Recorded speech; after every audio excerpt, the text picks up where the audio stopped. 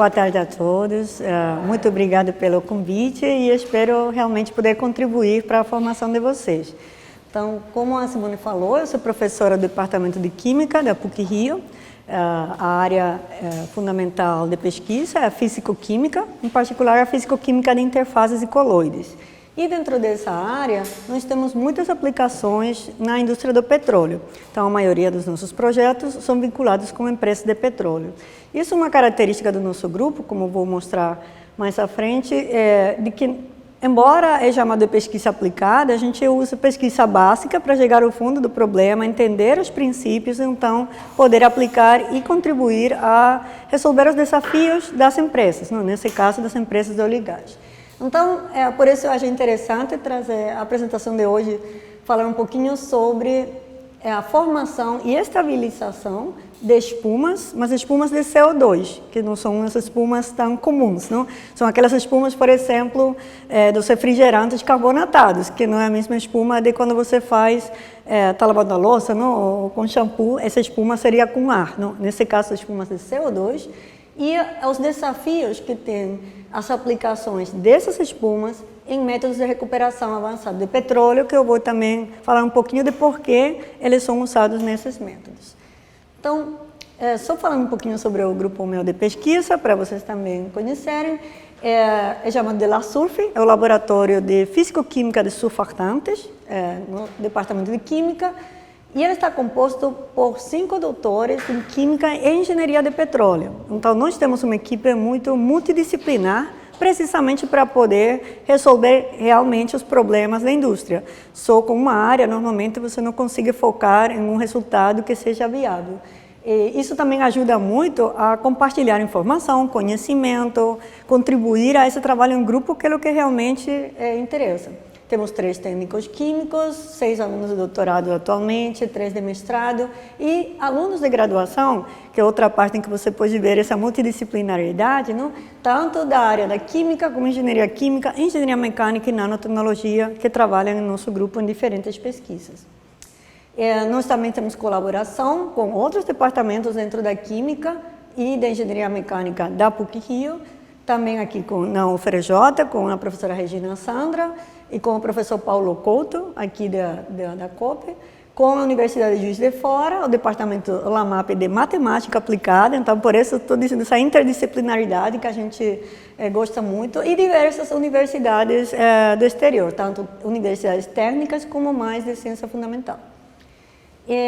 Nosso laboratório, como tem essas pesquisas tão multidisciplinares, também tem uma infraestrutura bem variada, não? Então, nós temos desde laboratórios para preparação e caracterização de fluidos, com equipamentos básicos dentro da química, como para a caracterização, por exemplo, de nanomateriais e de estruturas coloidais. Temos caracterização já mais propriamente dita dessas propriedades na interface, como pode ser tensiômetros, reômetros. E, finalmente, contamos com uma sala muito especial, que acreditamos é única nas universidades do Brasil, que tem 3 equipamentos para trabalhar em condições de alta pressão e alta temperatura. Eles chegam até 600 bar de pressão, que é a pressão em um reservatório de petróleo, altas temperaturas, e eles são um equipamento para fluxo meio poroso, um equipamento de reologia e de espumas em essas condições e um equipamento para espumas bulk propriamente ditas. Então, essa variedade de equipamentos que vai desde a formulação até os dados mais aplicados é uma das peculiaridades do nosso laboratório, que faz com que nossas pesquisas possam ir desde o estudo mais básico ao estudo mais aplicado. E dentro disso, então, eu queria comentar quais são essas pesquisas que temos, em particular em parceria com a indústria de óleo e gás.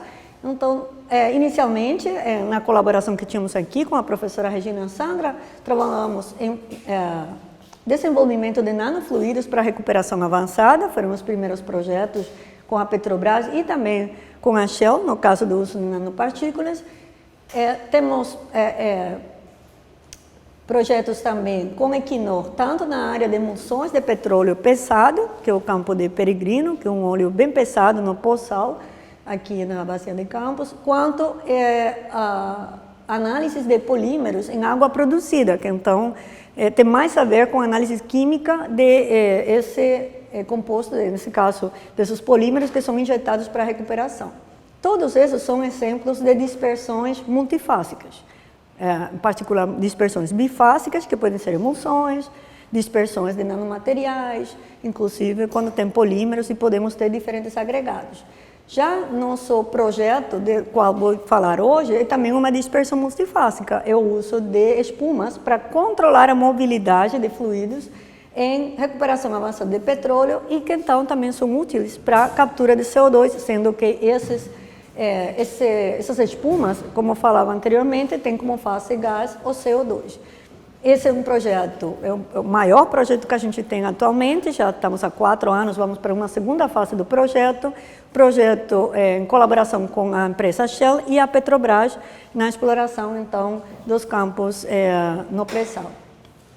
E, então, para explicar um pouquinho que estou falando o petróleo nos campos do pós-sal e do pré-sal, as bacias de Santos e Campos, que estão no litoral do Rio de Janeiro, e por essa importância das universidades do Rio de Janeiro trabalhar nesses desafios, elas são responsáveis pela produção de mais de 70% do petróleo brasileiro.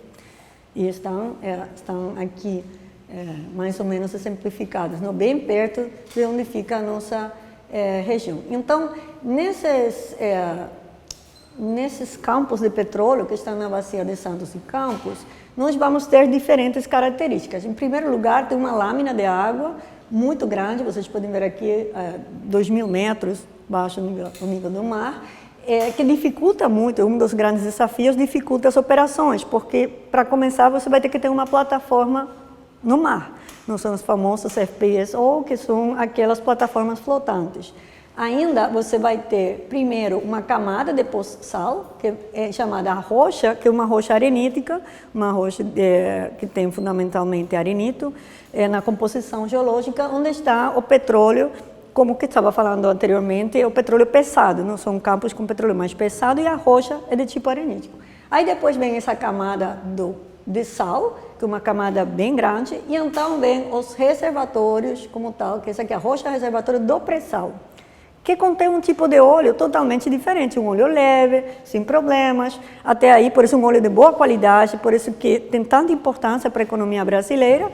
Porém, para começar, os reservatórios são de rocha carbonática, que não é igual a carenítica, que ela é uma rocha reativa, uma rocha com muita heterogeneidade na permeabilidade, que dificulta muito a exploração, e ainda tem uma alta salinidade, porque vocês podem imaginar abaixo dessa camada de sal, com água de formação é altamente salina, e alguns outros desafios que eu vou ir falando ao longo da apresentação. Mas é para vocês se ubicarem mais ou menos, conhecerem onde estão esses campos em que estamos falando, e por esses equipamentos que dizia que o nosso laboratório tem, que trabalham com altas pressões e temperaturas, é porque a gente precisa simular esses reservatórios daqui que estão a uma profundidade tão grande que a pressão é muito alta. Então, a química em que se baseiam esses métodos de recuperação melhorada ou recuperação avançada está muito ligada a condições que não é possível reproduzir em um laboratório comum a pressão atmosférica. Muda toda a química. Vamos, então, ver um pouquinho melhor isso. Então, falava um óleo de boa qualidade, um grau API alto o suficiente para não ter problemas de viscosidade, na extração baixo, índice de teor de asfaltenos, então, nesse sentido, está tudo certo. Porém, mencionava as rochas carbonáticas que o compõem, são de alta variedade em termos de porosidade e de permeabilidade. Então, esse aqui eu trouxe um exemplo do nosso laboratório de rocha análoga, são chamados de travertinos. Eles não são rochas de reservatórios, são rochas de canteiros, aqui de lugares acima do nível do mar, vamos dizer, mas que as características da rocha são semelhantes àquelas do pré-sal, por isso chamamos de rocha análoga. E vocês podem ver aqui que mesmo você tem uma região totalmente impermeável, ou seja, que não vai passar praticamente nada, nenhum fluido, quanto tem buracos enormes. Então, isso traz uma dificuldade muito grande na eficiência de barrido do fluido injetado, porque vocês podem imaginar que à medida que vai barrendo, encontra um buraco desses, e uma região de baixa permeabilidade e uma de alta, e o fluido vai ir pela de alta. e não vai varrer aquela região, não vai atingir a região de baixa permeabilidade, onde pode ter muito óleo ainda para ser explorado. Não? Por outro lado, esses reservatórios têm um grande volume de gás produzido, e nesse gás produzido ainda tem um alto teor de CO2. Entre outras razões, porque vocês podem imaginar que um carbonato reage, é uma rocha reativa, que tem um equilíbrio ácido-base, que o CO2 está envolvido em algum momento. Então, o CO2, apesar de que ele já se encontra normalmente misturado com óleo no fluido do reservatório, a hora que você começa a explorar esse poço, vai também produzir um pouco mais de CO2 nas reações com a rocha. Então, a gente encontra teores podem chegar até 25% de CO2 no gás produzido. Isso é um problema ambiental sério, porque o que vamos fazer com o CO2 que está sendo produzido? Normalmente, o gás que não é hidrocarboneto e que não é desviado para consumo, ele é despejado no meio ambiente, mas isso aqui é um gás com efeito estufa, daqueles com que estamos tão preocupados hoje em dia. Então, o impacto ambiental tão grande que tem essa liberação de CO2, trouxe então como consequência que fosse desde o início planejado para os métodos de recuperação avançada no pré-sal, a possibilidade de reinjetar o CO2 no reservatório e então levar a cabo o que se conhece como método miscível de recuperação avançada. Então, pular aquela recuperação primária e depois de varrer com água, começar diretamente com injeção de CO2. E isso é o que é usado atualmente no pré-sal, é chamado injeção alternada de água e gás, ou WAG em inglês, pelas siglas em inglês, no qual você injeta o CO2, nas condições do reservatório, vira um fluido supercrítico, vocês também sabem, do diagrama de fase do CO2, acima de 75 bars, ele já é supercrítico, e ele se mistura muito bem com o óleo do reservatório. Na hora que se mistura, diminui a tensão interfacial, diminui ainda mais a viscosidade e consegue o petróleo fluir, não ser extraído, ser escoado pelos poros do reservatório, sendo produzido. O problema que isso tem é que, como ele é um gás e água que está sendo injetado, ele pode ter essa diferença aqui de varrido. O gás vai tender por densidade, ainda sendo supercrítico, é menos denso que a água, não? Então ele vai ir pelos caminhos superiores à água, pelos inferiores, é o que é chamado segregação gravitacional. E ainda vai ter esse efeito em inglês é fingering, não? Em que vai cria diferentes regiões nesse barrido devido à separação que acontece entre o CO2 e a água, que não são miscíveis entre si, certo? Então, uma das possíveis soluções para isso, e é o método que está se apostando atualmente, um método de injeção alternada de água e gás, mas com auxílio das espumas, esse Foam Assisted WAG, que se chama, ou água alternada com surfactante, que são essas siglas de SAG. Por que surfactante? Porque eles são equivalentes, porque para formar uma espuma, você precisa um surfactante tensoativo. E vocês podem imaginar que se você tem uma garrafa com água, e colocam gás, como já contém, e agitam, ele até pode formar um pouquinho de espuma, mas ela some rapidamente. Mas se você colocar 3 gotinhas de detergente comum nessa água, com esse gás, e fazer assim, você vai encher tudo de espuma. Então, o tensoativo ou surfactante é imprescindível para a formação dessas espumas. Por isso que se chama método assistido por espumas ou água alternada com surfactante. E o que acontece é que a gente vai injetar agora, alternadamente, soluções aquosas de surfactante e o gás, nesse caso o CO2, vai ser formado dentro do reservatório uma espuma que então vai estabelecer um barrido muito mais eficiente devido a que agora eu não tenho separado a água e o gás. Está tudo como um fluido só em uma dispersão bifásica. E isso melhora então a eficiência de barrido. Então, entre as vantagens desse método está o aumento da viscosidade aparente do gás, maior controle da mobilidade desse fluido, isso leva a um aumento do fator de recuperação, porque é possível varrer todas as regiões, e diminui o impacto ambiental, porque você está reinjetando esse CO2 e não está sendo liberado na atmosfera. Então, as linhas de pesquisas nossas, já explicando os desafios, não, que o nosso projeto teve e a motivação para levar a cabo esse projeto. As linhas de pesquisa incluem a obtenção de uma espuma estável em condições de reservatório, seja usando surfartantes, também com uso, às vezes, de nanopartículas para melhorar essa estabilidade, o estudo dos mecanismos de interação entre a rocha e o fluido e o impacto que essa injeção de espuma de CO2 vai ter na rocha. Então, agora, já sabendo os desafios dessa espuma, os desafios de explorar o pré-sal com essas características, agora eu vou falar um pouquinho de espumas em si. Espumas parece uma coisa muito simples, mas termodinamicamente é dos sistemas mais complexos que existem e mais instáveis também. Então, as espumas são formadas por arranjos de bolhas de gás dispersas em uma fase líquida, então por isso uma dispersão bifásica. Se você tem uma coluna de espuma como essa aqui, vocês podem perceber que na parte superior você vai ter essa morfologia aqui, que é o que é chamado de espuma seca, porque o líquido vai drenando pelos canais entre essas bolhas. E aqui na parte inferior você tem a espuma mais molhada, não?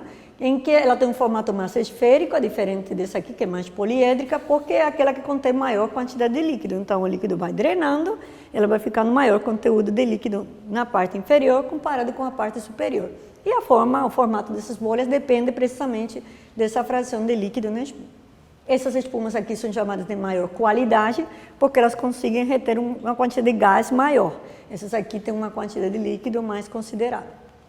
E o que é imprescindível para você ter essa espuma é você ter presença desses surfartantes, os tensoativos aqui na interface, no chamado filme interfacial lamela nessas espumas, que tem que ser tão estável quanto possível e que tem que ter certas características para, uma vez que essas duas bolhas de gás se aproximarem, não acontecer a coalescência entre elas e a quebra dessa membrana. Então, os surfartantes ajudam a exercer uma espécie de barreira entre as duas interfaces.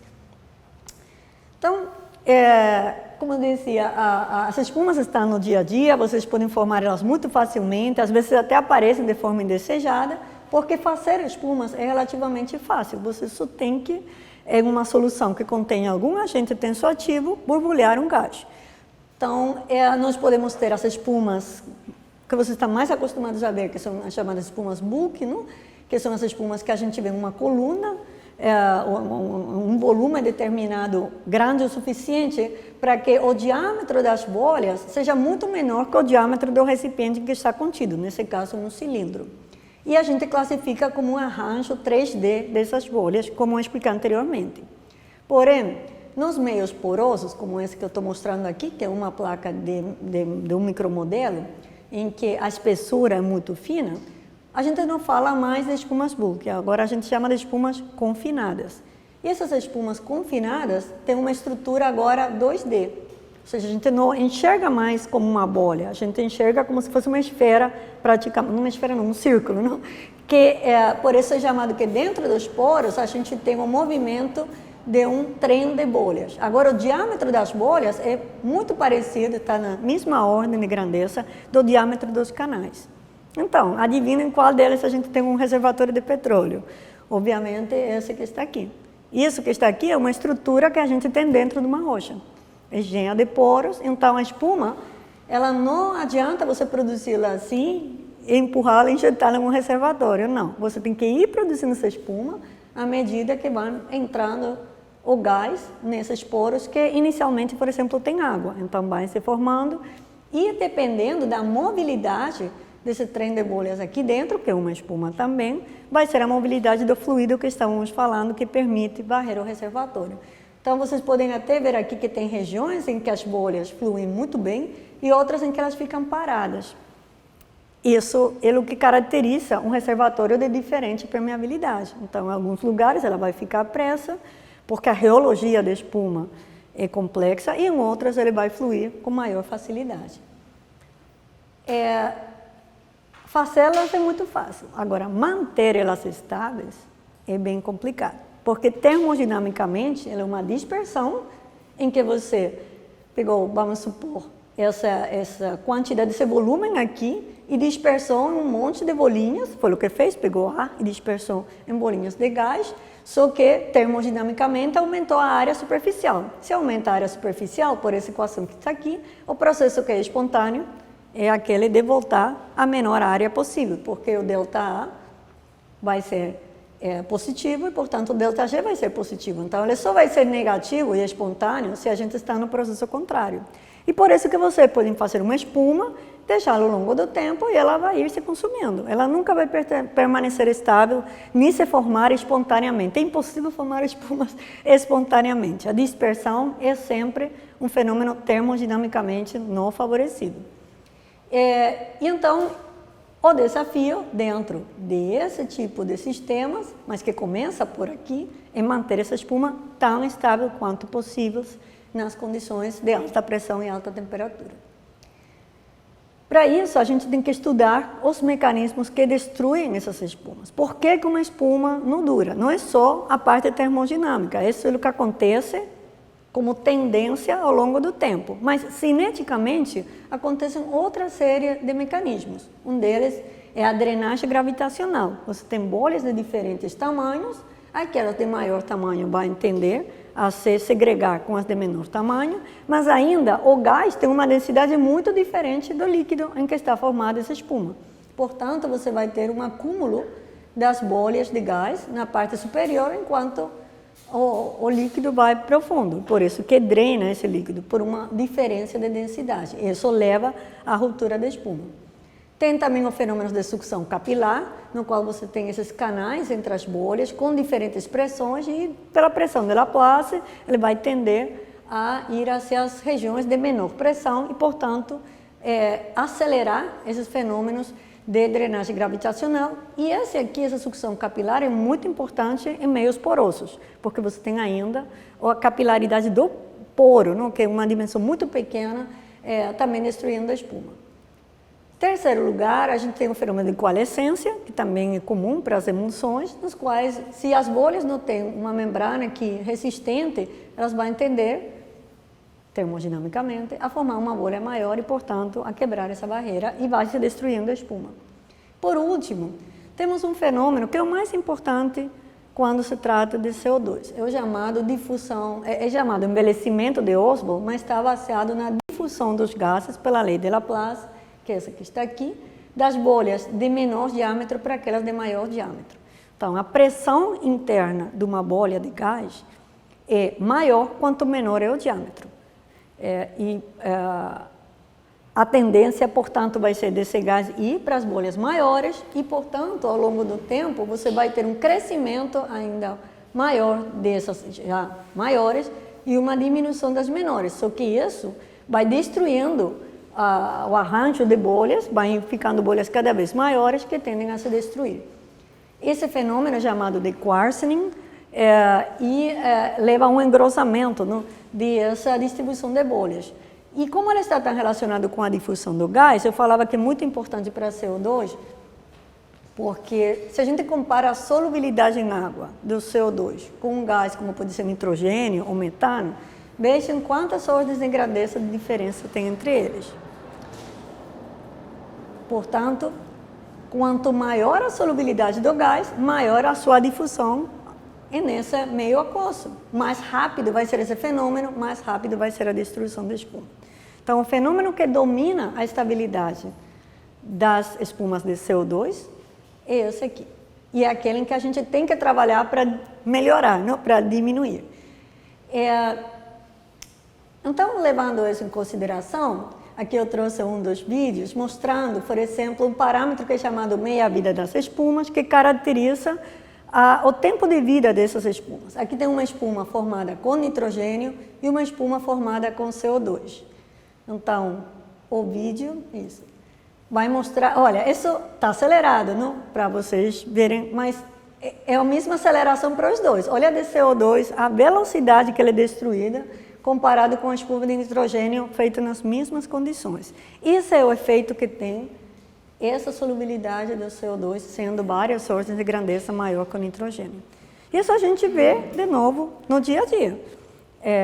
a espuma de uma Coca-Cola, ela vai embora muito rápido, não? A espuma de sabão dura muito, porque o gás do que é feito a espuma é muito diferente.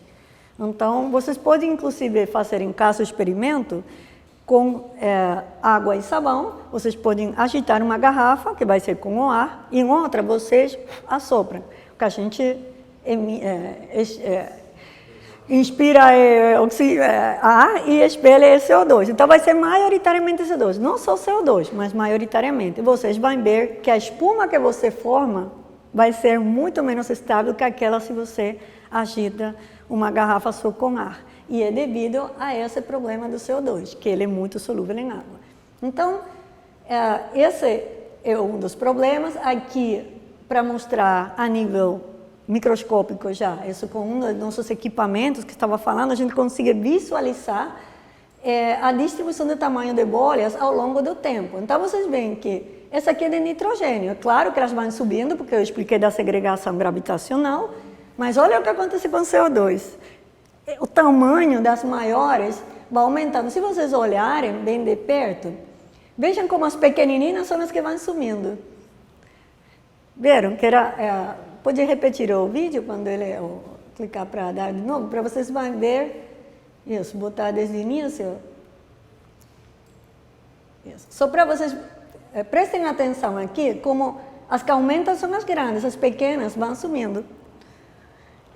Às vezes a gente tende a pensar que é o contrário, que a pequena vai aumentar e a outra vai diminuir, mas a lei de Laplace fala que não, que aquelas com maior pressão são as de menor diâmetro, menor rádio, e, portanto, ela vai aumentando cada vez mais em bolhas grandes. E isso leva ao colapso da espuma, que é o que vocês viram aqui a nível macroscópico. Então, é muito importante tentar evitar isso aqui. A de nitrogênio, olha, como ela ainda está acontecendo igual. Olha, as pequenininhas vão sumindo, as outras vão aumentando, mas a uma velocidade muito menor.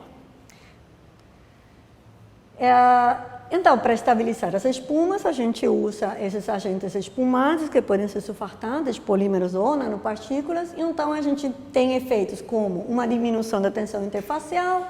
Aí você consegue inicialmente ter uma distribuição de bolhas mais homogênea e você evita um pouco esse fenômeno de difusão.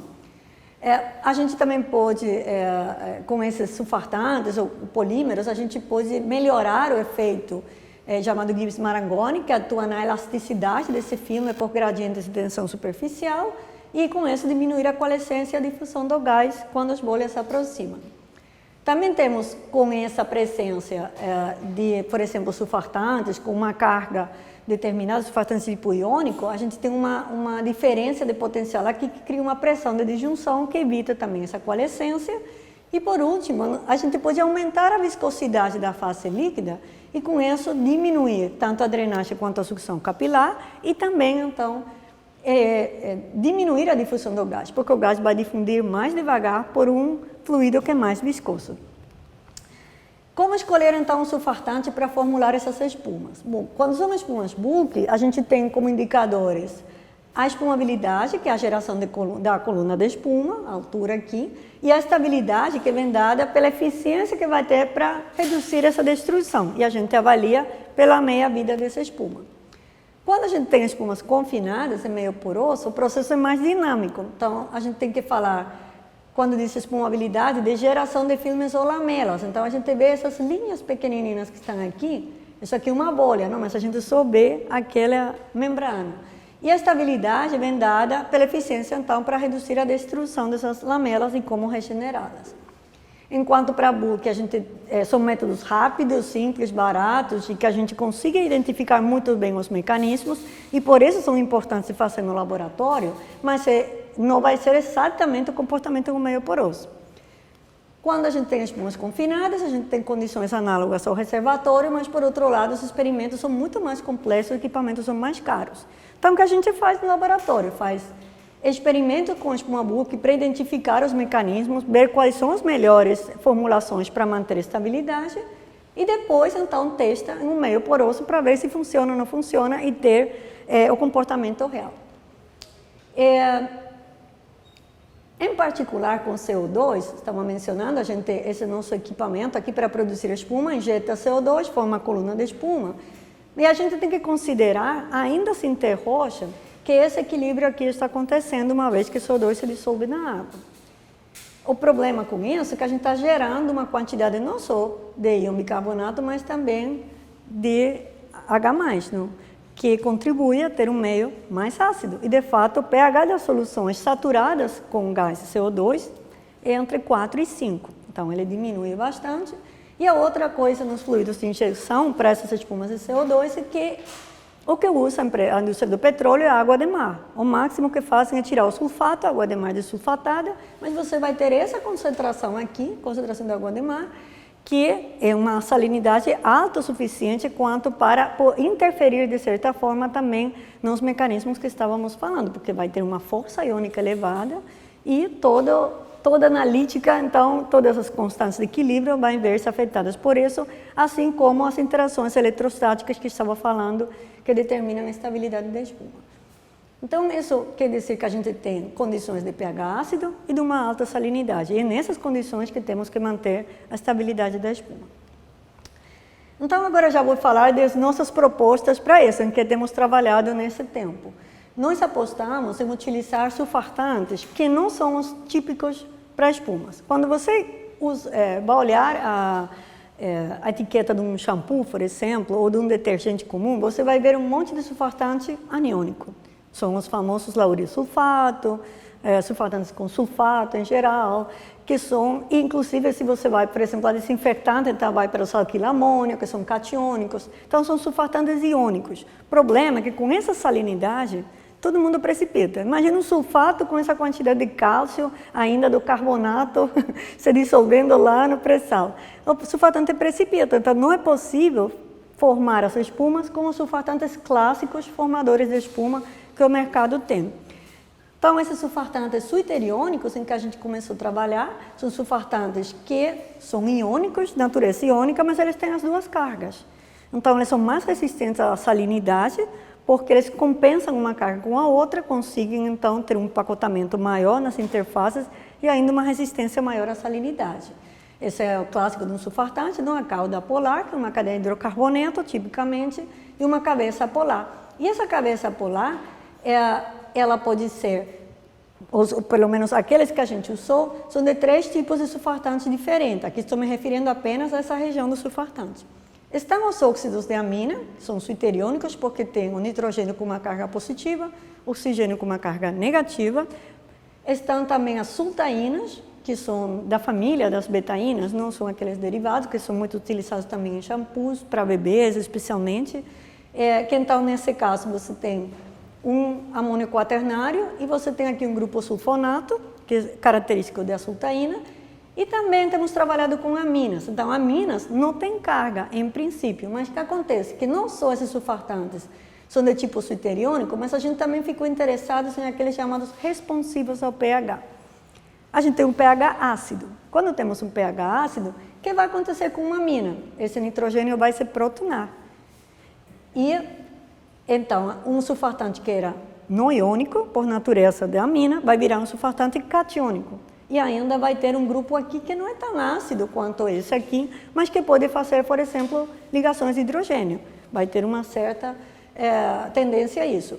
E esses dois surfartantes aqui também podem ver-se afetados pelo pH e ter diferentes comportamentos que vamos mostrar. Por quê? Porque é muito interessante você saber que a espuma vai ser formada nas condições do reservatório e não no líquido que você está vendo a escala de bancada. Não? Que vantagens tem esse tipo de surfartantes suiteriônicos responsivos ao pH? Em primeiro lugar, a CMC, que é a concentração micelar crítica, é aquela qual são formadas micelas e a gente começa a ter atividade superficial, interfacial, detergência mais elevada, é muito baixa. Precisamente por ter as duas cargas, eles conseguem interagir melhor. Isso significa um custo econômico menor, porque você usa uma concentração menor para atingir o mesmo efeito. Eles são muito solúveis em água, o qual é bom, porque o fluido aqui é base aquosa. Eles têm interações intermoleculares atrativas em pH ácido, era o que eu estava explicando, e agora vamos ver em maior detalhe, que é o que eu vou focar mais, sendo nosso ambiente mais de químicos. Eles têm alta resistência à salinidade, uma baixa absorção na rocha carbonática, que também é muito importante. Eles são biocompatíveis e biodegradáveis, que é um requerimento dos produtos que são usados para a indústria do petróleo, porque podem imaginar que isso aqui não é 30 gramas, estamos falando de toneladas de surfactantes que vão ser injetadas e depois vão ser descartadas no mar. Então, a gente tem que trabalhar com menor concentração possível e melhor biodegradabilidade possível e menor toxicidade. Eles são disponíveis no Brasil, aqueles que a gente utilizou, então não tem que trazer do exterior, podem ser comprados para a indústria nacional e o custo é relativamente baixo. Ele não é um produto, por exemplo, sintetizado em um laboratório de química que escalar vai levar muito dinheiro. Então a gente trabalhou com surfactantes comerciais, de indústrias que estão já disponíveis. Primeiro exemplo, aqui eu trouxe exemplos de aquelas publicações que a gente fez desde o ano passado, desse ano, esse aqui é relativamente recente desse ano, é um estudo de estabilização dessas espumas em salmoura, usando óxidos de amina com diferente cadeia hidrofóbica. Veja que aqui é um C12, aqui temos um C14 e esse aqui é um surfactante também comercial, é uma mistura entre os dois. E por que eles são interessantes para as espumas? Porque vejam que esse óxido de amina, quando está na sua forma natural, vamos dizer assim, em pH 7, ele vai ter aqui as duas cargas, e embora ele pode, como as duas se compensam, ter uma certa atração, tendo exatamente iguais as duas cabeças polares, pode existir ainda uma certa repulsão que limita a aproximação entre eles. Porém, em pH 4 ou 5, que é quando a gente tem já o CO2 envolvido, não? Nesse fluido dissolvido, o que vai acontecer é que um pH mais baixo vai protonar esses oxigênios aqui, não totalmente, mas vai depender do pK, não?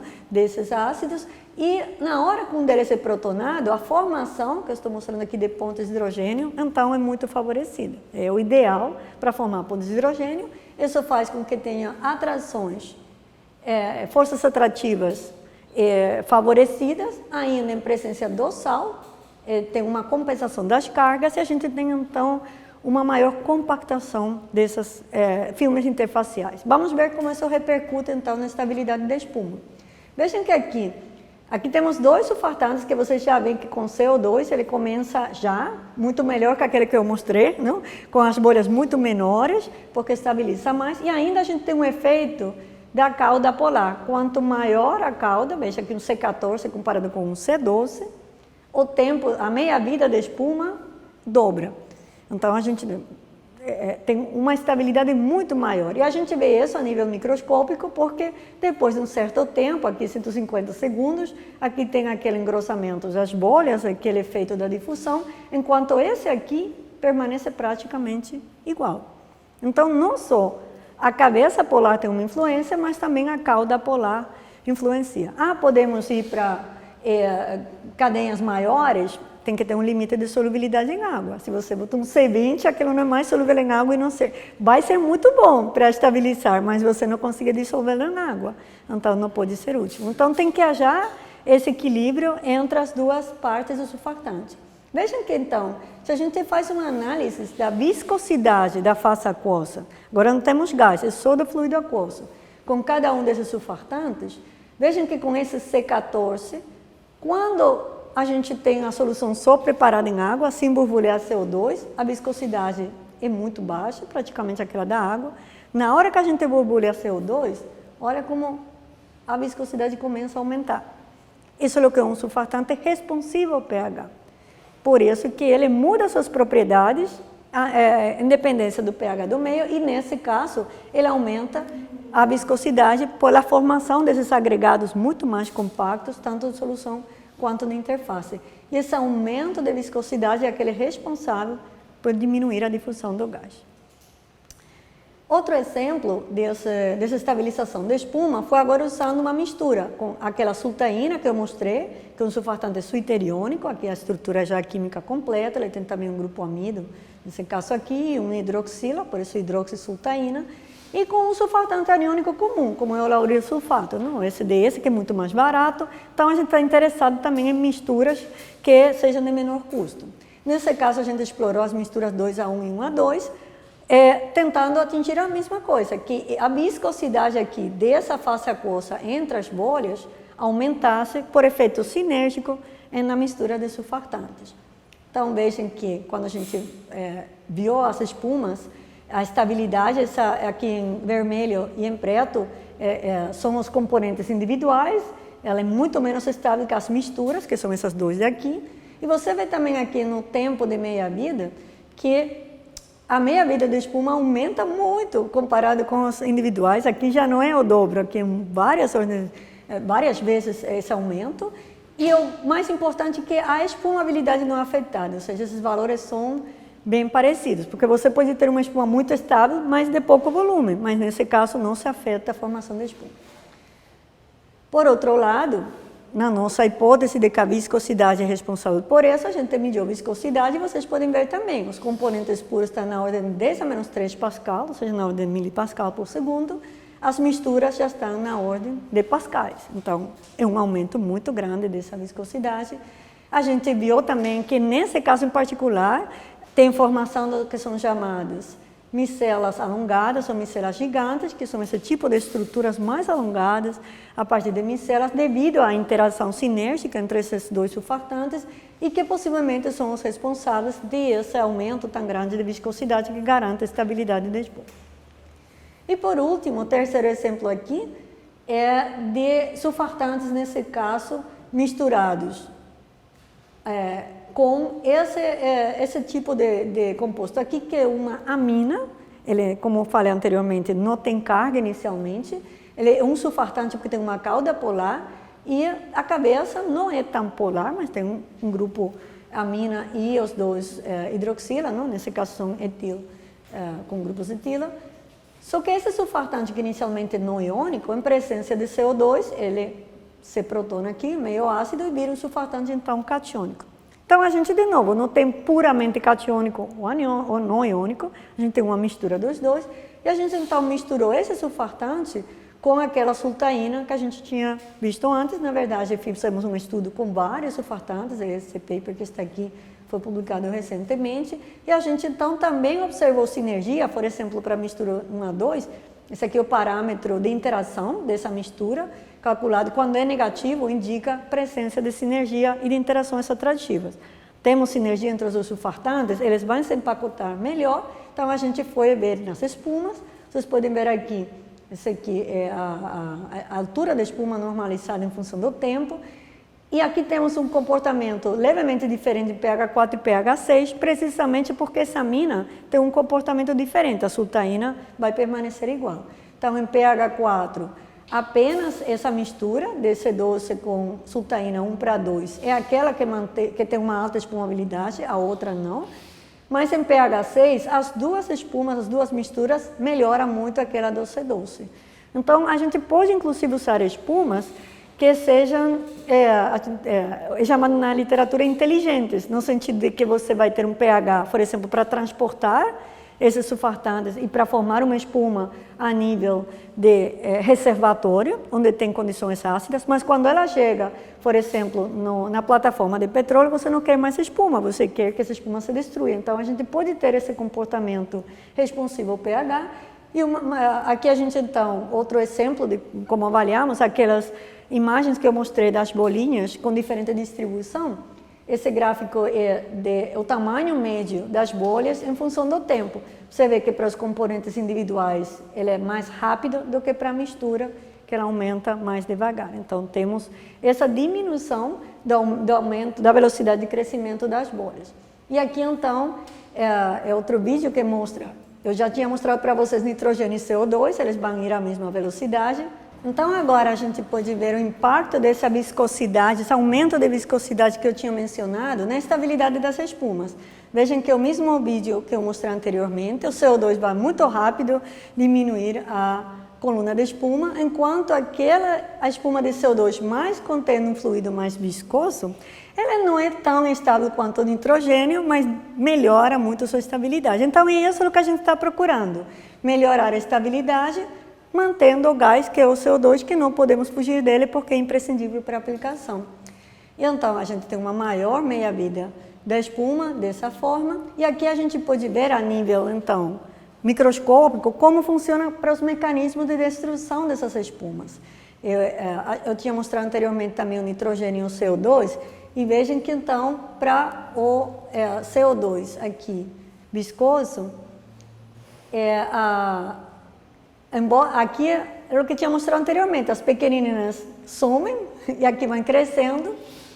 No fluido viscoso, olhem que interessante, ele em termos de distribuição de tamanho de bolhas, ele é comparável, até melhor que aquele com nitrogênio. Então, embora em termos de estabilidade de espuma de tempo de meia-vida, ele pode ser não tão bom quanto de nitrogênio, a nível microscópico, que interessa em meio poroso, porque o trem de bolhas que a gente vai ter, ele é capaz de manter uma distribuição de bolhas como a gente deseja. Olha aqui a de CO2 como é um fluido que não é viscoso como termina. Então, a gente tem uma diminuição da velocidade de drenagem e uma diminuição no efeito de envelhecimento de Oswald. Isso faz com que a distribuição de bolhas seja mais homogênea, a espessura, ou seja, a distância que entre as bolhas é maior, tem uma menor difusão gasosa, isso dá um aumento de estabilidade. E então, se aumentamos agora a pressão e temperatura, já seguimos com espuma bulk, mas vamos aumentar a pressão. Aqui vocês veem um exemplo de espuma de CO2, naquele sistema otimizado, a 50 bar e 60 graus Celsius. Então, ela mais ou menos, tem algumas bolhas grandes, mas se comporta bastante bem. Porém, quando a gente vai para 100 bar, já o efeito não é o mesmo. Agora, a gente tem aqui, a gente vai ter uma distribuição de bolhas diferente, bolhas maiores no mesmo tempo. E por quê? Porque a 100 bar, a gente já em 60 graus Celsius, a gente já tem o CO2 como fluido supercrítico. Fluido supercrítico, vocês sabem, é um estado entre o gás e o líquido, mas ele faz com que a solubilidade do CO2 aumente ainda mais na água. Então, a gente tem mais um problema agora para resolver, e por isso é tão importante a gente trabalhar realmente com fluidos e com formulações de surfatantes que aumentam a estabilidade da espuma. Porque ainda quando a espuma pode não ser tão estável quanto uma espuma de nitrogênio, toda melhoria nessa estabilidade vai levar a uma supervivência maior no reservatório para não ter que separar em água e gás quando a espuma se destrui. Então, esses são os desafios que então a gente tentou resolver agora usando outras estratégias para contribuir, além de com a viscosidade, no reforçamento desses filmes entre as bolhas. Então, aqui é um trabalho que nós publicamos o ano passado, de uma revista propriamente de petróleo Science and Engineering, porque a gente usou condições de alta pressão e temperatura, usamos um micromodelo, que é esse aqui, que simula as condições do reservatório com diferentes permeabilidades. Os poros, vejam que não são tão pequenos quanto os do reservatório, menor é de 30 microns, mas é muito menor que o que a gente poderia atingir com a espuma bulk. Usamos condições de 100 bar e 60 graus Celsius, e nesse caso ficamos com o surfactante a hidroxisultaína, o sulteriônico, e adicionamos nanopartículas de sílica para aumentar, reforçar por efeito Pickering aquelas interfaces, e também então usamos outra estratégia, que é misturar o CO2 com o nitrogênio, nesse caso, um gás menos solúvel, para simular a presença de metano, por exemplo, que é o que realmente é injetado no reservatório, nunca é o CO2 puro, sempre é misturado com gases do reservatório. Então, nesse caso, aqui tem nosso vídeo, são imagens fixas, com surfactante sozinho, vocês veem que o número de lamelas que é formado, que são as bolhas, não é bem pouco. Já com nanopartículas, aumenta muito o número de bolhas, porque aumenta a sua estabilidade, e nessa mistura com nitrogênio, vejam, a densidade de bolhas é muito maior. Então, isso fez com que uma maior espessura desse filme líquido e uma maior densidade de lamela significasse uma estabilidade maior dessa espuma. Como isso se traduz em termos de recuperação avançada? Bom, a gente mede a eficiência na recuperação avançada com injeção de espuma pelo aumento da resistência ao fluxo, que é a redução da mobilidade do fluido, para ele não ir rapidamente pelas zonas de alta permeabilidade e poder barrer todo o reservatório da forma mais eficiente possível. Isso em termos de parâmetro físico-químico que a gente mede, é a variação de pressão. Quanto maior a resistência ao fluxo, maior a variação de pressão que você vai ter entre o fluido que está sendo injetado e está sendo produzido. Então, aqui, com o surfactante, a gente tem essa variação de pressão, essa queda de pressão, que a gente mede aqui no tempo. Com as nanopartículas, vocês viram que melhorou a estabilidade, teve esse aumento aqui. E com a mistura de nitrogênio com CO2, tem esse aumento muito maior aqui. Então, isso se reverte em uma eficiência muito maior do varrido. E aqui, bom, os mecanismos que eu estava explicando, no surfactante em presença de sais, você vai ter, por exemplo, 12 é o número de lamelas que são formadas em uma área específica. Em presença de nanopartículas, esse número aumenta para 39, e em presença de uma mistura de gases, ele vai para 52. Então, a gente tem um efeito semelhante com nanopartículas e com mistura de gases, mas ele é muito mais eficiente com a mistura de gases porque diminui a solubilidade. Na hora que você tem uma mistura de CO2 e nitrogênio, a solubilidade do gás é menor. Aqui um exemplo de como o micromodelo também ajuda a entender esses mecanismos de destruição agora em meio poroso. A gente consegue visualizar as bolhas, que são essas aqui, não? Que são essas lamelas, como vai crescendo, por exemplo, essa bolha pequenininha, ela acaba quase sumindo, essa maior vai aumentando, essa pequenininha aqui, que é a 4, ela some por completo. Então, aqui, por exemplo, vemos o diâmetro das bolhas. Ao longo do tempo, ele pode ir diminuindo, e então a gente vê qual é a velocidade em que isso acontece e avaliar as diferentes estratégias nesse sentido, mas já um meio poroso, já não aquela espuma bulk. Então, finalmente, para concluir, alguns aprendizados que a gente teve nesses 2, 3 anos de projeto até o momento, que os surfactantes deuteriônicos e responsivos ao pH são candidatos muito promissores para serem usados nessas técnicas de espumas para recuperação avançada, quando o gás é CO2, são surfactantes comerciais, biodegradáveis, de baixo custo, que é possível usar.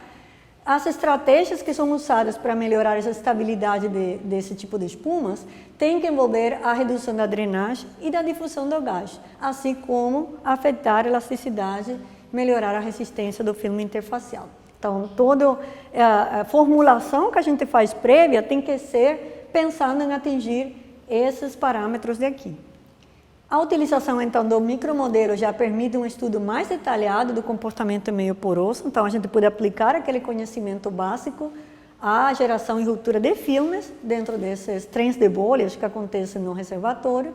E, finalmente, é possível, concluímos que é possível ter uma redução da mobilidade do gás em um meio poroso em condições de alta pressão e alta temperatura usando CO2, planejando as formulações com uma ação sinérgica na redução desses mecanismos de destruição. E uma mensagem, entre as mensagens finais que eu quero deixar com vocês, é que isso aqui não só é útil para a recuperação avançada de petróleo, isso abriu as portas para os métodos de captura, armazenamento e utilização do CO2. Porque se você consegue reutilizar o CO2, manter em uma espuma que ainda é muito estável, você consegue manter ela no reservatório, é um método muito eficiente e muito menos custoso que muitos dos métodos atuais, e de fato por isso dos mais usados, para mitigar o efeito do CO2 que está sendo liberado na atmosfera. No caso do pré-sal, foi fundamental para ele ser uma opção viável, porque isso permite que ninguém se questione a produção de petróleo, que é uma coisa necessária para o desenvolvimento do nosso país, mas ao mesmo tempo sem causar um impacto, ou seja, no meio ambiente. Tem aquele custo, os créditos de carbono famoso que tanto se fala agora, bom, estou produzindo carbono, mas estou injetando também no reservatório. E ao longo dos ciclos, esse CO2 tem o potencial para permanecer no reservatório, porque ele pode precipitar e reformar a rocha carbonática que foi barrida inicialmente, formar um carbonato, que é o equilíbrio contrário àquele que eu mostrei no início, e, portanto, será armazenado por um tempo longo. Então, é um método sustentável que está tendo um potencial muito grande nesse momento. E também a outra mensagem que eu acho muito importante é como a gente precisa da pesquisa básica para começar, passar por uma pesquisa aplicada, já vendo nas condições que a indústria necessita e não só aquelas que são interessantes para poder publicar. E, finalmente, essa mistura entre a pesquisa básica e a pesquisa aplicada é o que definitivamente leva à inovação. Então, no nosso caso, nós somos muito felizes de que vamos poder participar em conjunto com as empresas que nos patrocinam na aplicação desses métodos. Então, levou a uma inovação de uma metodologia partindo de uma pesquisa muito básica do conhecimento inicial que nós tínhamos de fenômenos de interface. Eu acho que essa é a essência da ciência, onde temos que nos dirigir. Não existe pesquisa só básica e só aplicada. Qualquer uma delas vai fracassar se não leva em consideração os princípios básicos a nível molecular, entender porquê dos fenômenos e também, desde o ponto de vista da pesquisa básica, se você não tem um objetivo com o qual contribuir à sociedade, também perde um pouco o sentido dessa pesquisa inicialmente. Então, só resta agradecer a minha equipe do LASUF, que é quem faz todo o trabalho, realmente, todos os pesquisadores, alunos, que trabalham em equipes multidisciplinares, como insisti no início.